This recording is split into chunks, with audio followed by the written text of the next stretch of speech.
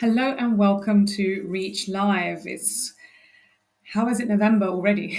So time is flying by. It's one of our penultimate Reach Live sessions for this year. So thank you for being with us. I'm Rena Such. I'm the head of digital and connected health at Ipsos. Ipsos are a global market research and insight agency, and we run data. We run data in healthcare. And since 2014, I've been tracking and trending the trends of this market, and it's changed incredibly. And today, the topic is changing times and changing focus. Over the years, we've seen digital health investment and funding and acquisition action just rise year upon year. This year is the first time we've seen a dip. Doesn't mean that things are going to slow down, but it does mean there's more pause. To discuss this and more, I have a brand new Reach Live guest who's with me today. Stan, hi, welcome. Hi, Rena. Thanks for having me. Great to have you. To kick us off, Stan, give us an introduction. Tell us about you, your background, what brought you into healthcare.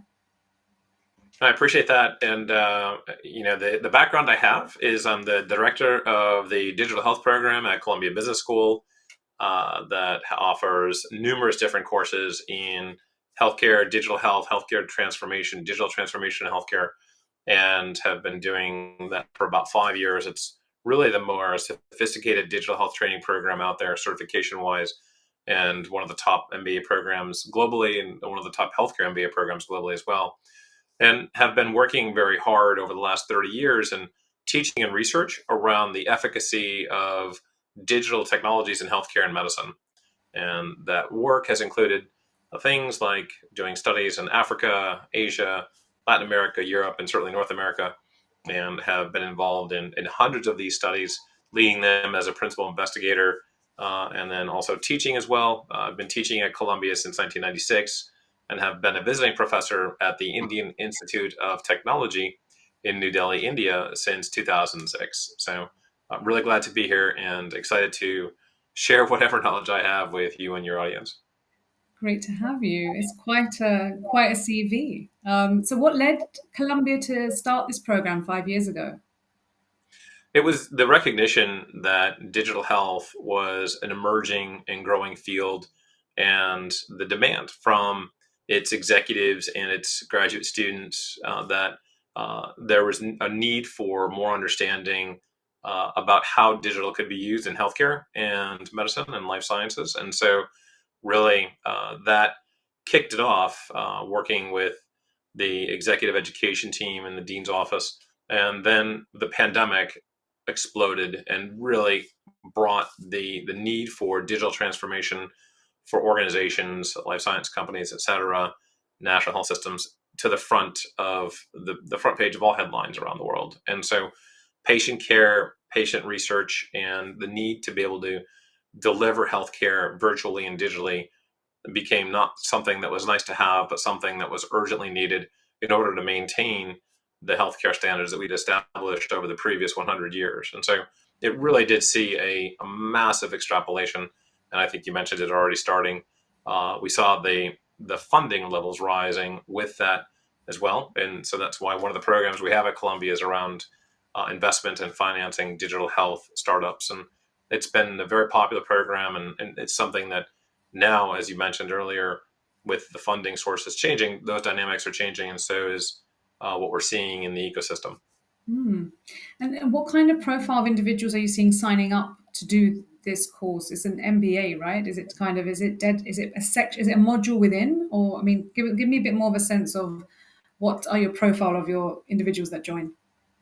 Great question. So first of all, it's a certification program, so anyone can enroll anywhere in the world. It's done virtually, so it's very easy for people to enroll at again the Columbia Business School website, executive education, and it's very easy to join and to have and acquire not just the knowledge but the network and the inspiration.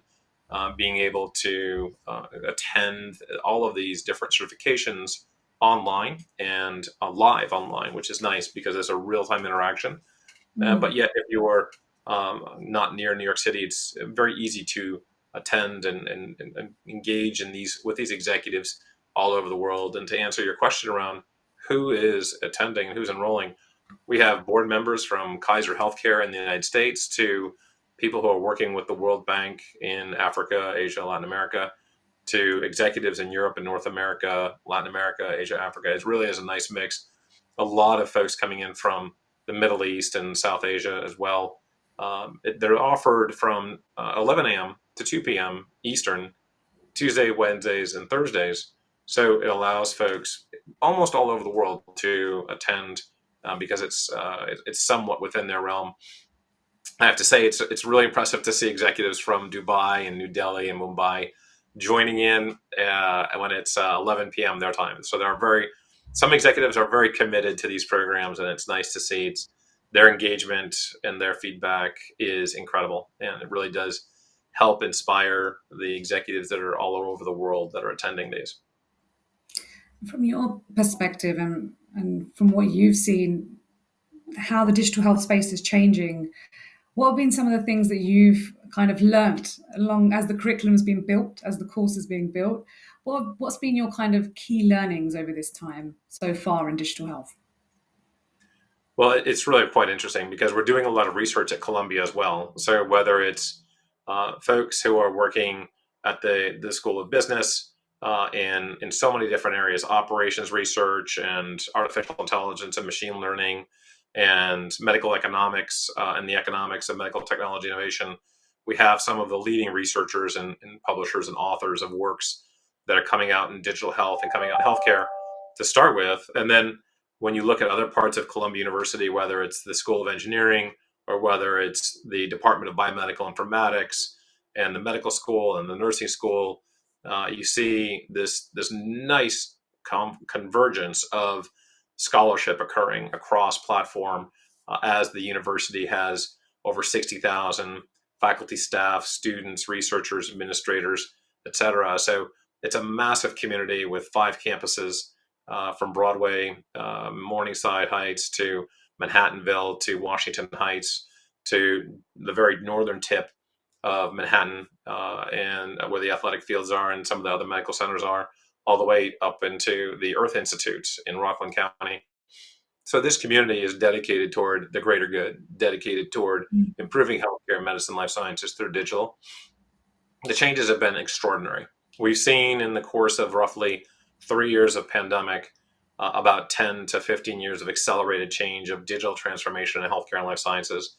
It's been amazing. As someone like myself who's been in the field for 30 years, teaching, researching, publishing in this area, what we've seen is truly unprecedented. And if you look at the development of medical technology over the last 100 years, really going back into post World War II and the development of the polio vaccine, the absolutely incredible work that public health professionals, physicians, national health systems did to eradicate smallpox through the 1960s and 70s until 1979, when the World Health Organization and the United Nations certified smallpox as eradicated as the first and only disease to be eradicated.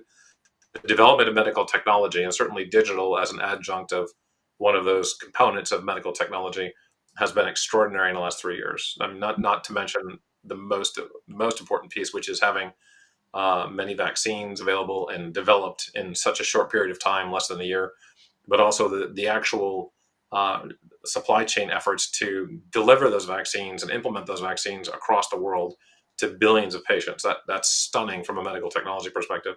And so digital and what we're teaching and what we're finding in our research and really the conversations that these digital health certifications and these courses offer, these conversations illustrate just how difficult it is from a cultural standpoint to transform an organization, from a political standpoint to transform an organization. And again, the School of Business at Columbia, really anchored by Nobel Prize winning faculty and professors in this area, is around the economics of it. Because if the economics don't work out, whether you're a national health system or whether you're the Gates Foundation, it doesn't scale and it's unsustainable. So there needs to be a sound foundation of economic sustainability to whatever is happening.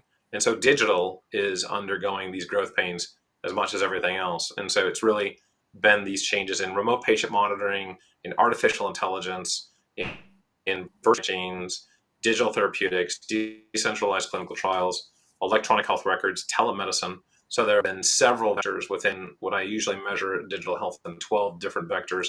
There have been several of them that have been accelerated through national health funding, through venture capital investment, through a lot of private equity moves we've seen now over the last year since the venture capital market has started to become a little bit more rigorous and more difficult to obtain funding in.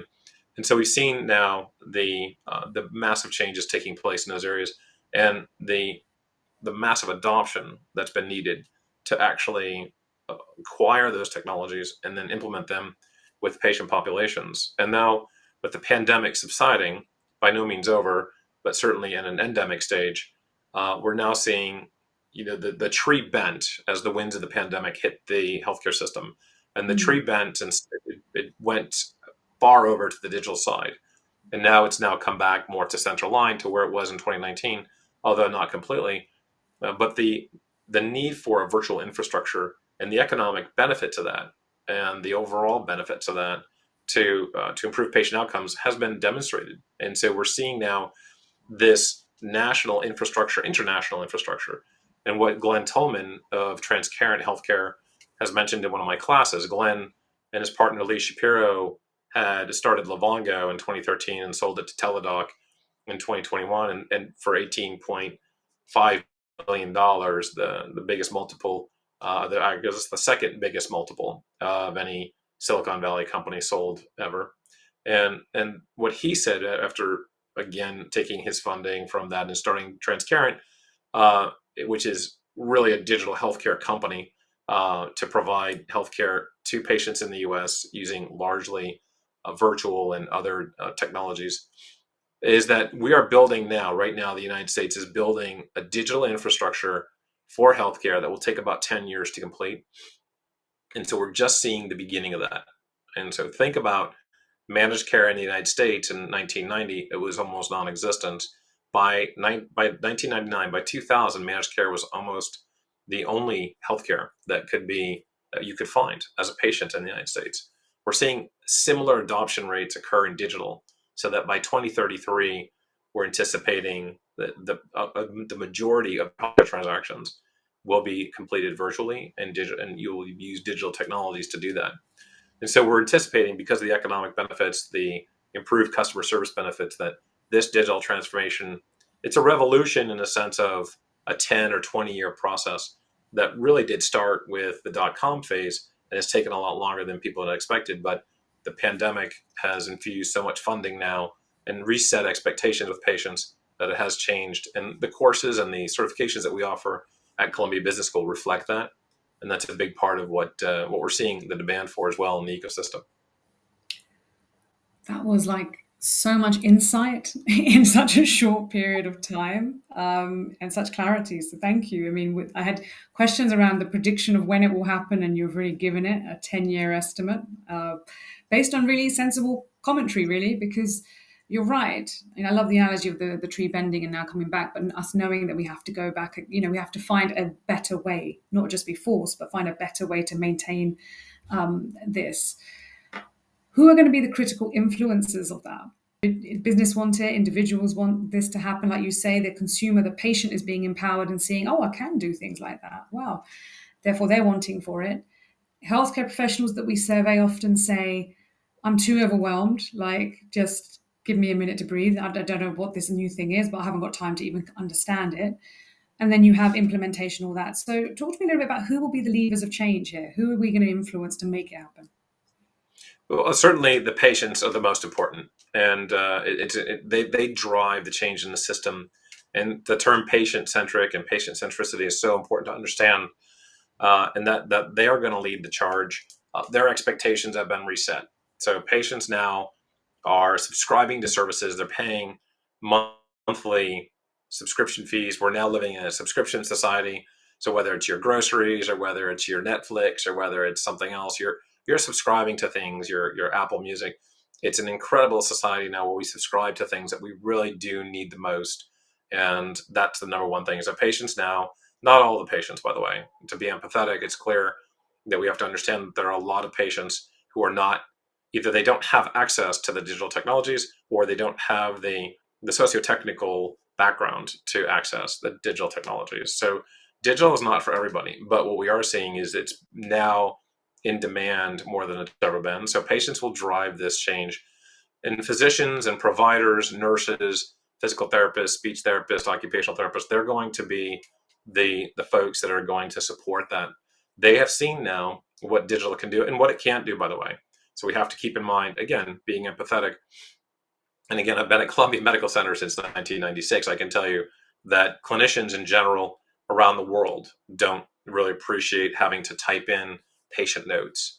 And that most of the electronic health record systems, whether in the US, Canada, even China and India, and certainly Europe, are based in code that's either second or third generation programming languages, which are not friendly for swiping, not friendly for voice to text.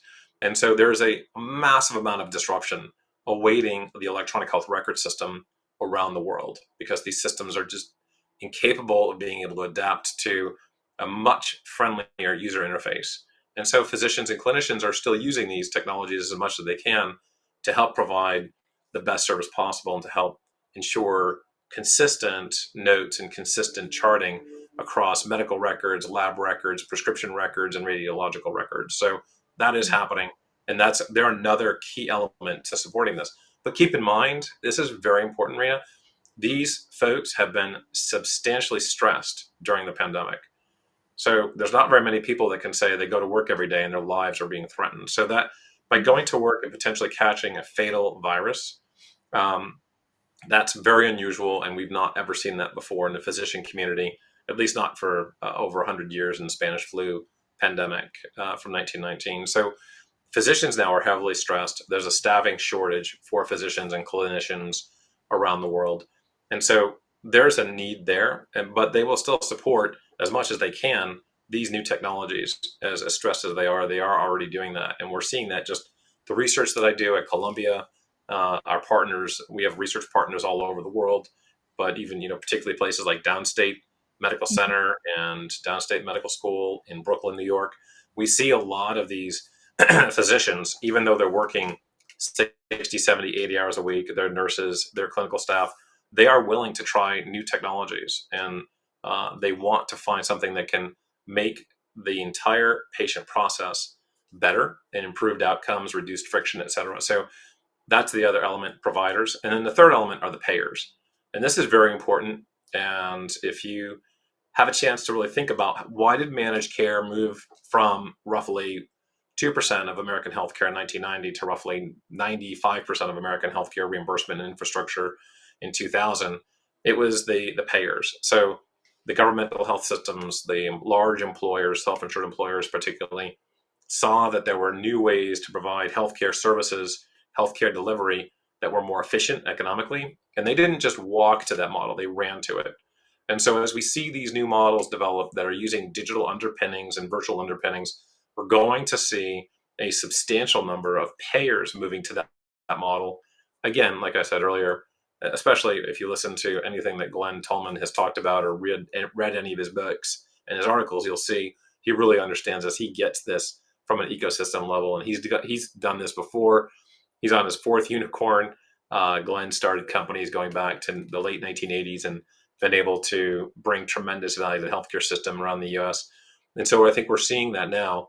And so those are the forces that you're talking about, those three forces, the patients, the providers, and the payers that are going to bring this together. Not alone. We have to remember there's also the entrepreneurs, the innovators, and we're very lucky in this country to have a really an incredible ecosystem and energy of entrepreneurialism in the United States. And if you everything from looking at the different challenges, like for instance, I'm working with AARP right now to run an innovation challenge for age tech. There are challenges every day that you read about in different fields and different parts of medicine and healthcare. These challenges inspire entrepreneurs to be the next innovator, to be the next one to maybe disrupt the electronic health record market or whatever might come next. And so that's important. And then finally, this appetite for risk. And the US has always led that appetite for risk taking, whether it's technology spend, where US companies spend much more on digital technologies than any other continent on the planet. We are known for having that appetite for risk where we'll spend a little bit more on R&D, on innovation, on new ideas, because there's a hope that that will give our organizations a competitive advantage. And Mm. so this country is really built around that. And the venture capital community, the private equity community, the investor community, and frankly, the angel community, being as lucky as we are to live in a country with so much high net worth individuals, so many high net worth individuals who have the ability to put down 25,000 or 100,000 or 250,000 on a digital health startup. That's unusual. And having worked as much as I have in Africa, Asia, Latin America, and even Europe, where the appetite for risk, especially risk at that level, isn't Mm. quite as high. Although I've been to India a lot over my last 20 years, there's a lot of appetite for risk there. There's a lot of entrepreneurialism in India as well, and frankly, all over the world. But here in the US, we can support it with funding and with technologies and ecosystems that don't necessarily exist all over the world. So it's that funding, that funding community, and those elements of entrepreneurialism that really do support what we're going to see is a massive digital transformation over the next 8 to 10 years. Lots to take in, to be quite frank, Stan. I mean, I think it's been fantastic to learn so much more. How can people find out more? Find out more about the work that Columbia are doing, how to get information about the course, and anything upcoming events that you have. Tell us, how do we find out more? Well, certainly, as an academic, my my mission in life is to help support people who are trying to do this. So, reach out to me on LinkedIn. Again, feel free to just link in with me and connect with me on LinkedIn. Happy to help people out and point people in the right direction. There are amazing resources for entrepreneurs, for physicians, for clinicians, for patients to go online and look for different funding sources, look for different support services, whether you're in New York City or Boston or Washington, D.C., or Atlanta or Miami or Austin or San Diego or San Francisco or Seattle or Chicago, Kansas City, Nashville. I mean, there are innovation ecosystems in healthcare and medicine now that didn't exist certainly when I came into this field in the 1990s, and have been substantially growing each year as we've seen the successes of these ecosystems bring to bear new companies and new technologies. Like, even look at like New York City, WebMD, based out of New York City, Metadata, the clinical trials company that supports 70% of the clinical trials around the world through their software, New York City. J Labs, New York City. If you continue to look at three of the top 25 medical schools, Cornell, Columbia, NYU in New York City. So there's an extraordinary ecosystem there in New York. You have Boston's phenomenal ecosystem there as well. Certainly Washington, D.C., Chicago, Toronto, if you're in Canada. I mean, in North America, we have a number of ecosystems that, because of this alignment and this convergence of academia, of venture capital, of med tech, life science is very important too. And certainly in places like LA, New York, San Francisco, and Seattle, and other places, you have media. And certainly Madison Avenue in New York City plays a huge role in helping support that community. So the best place to start is to go online and just start doing searches for these types of digital health supports, digital health incubators, digital health accelerators.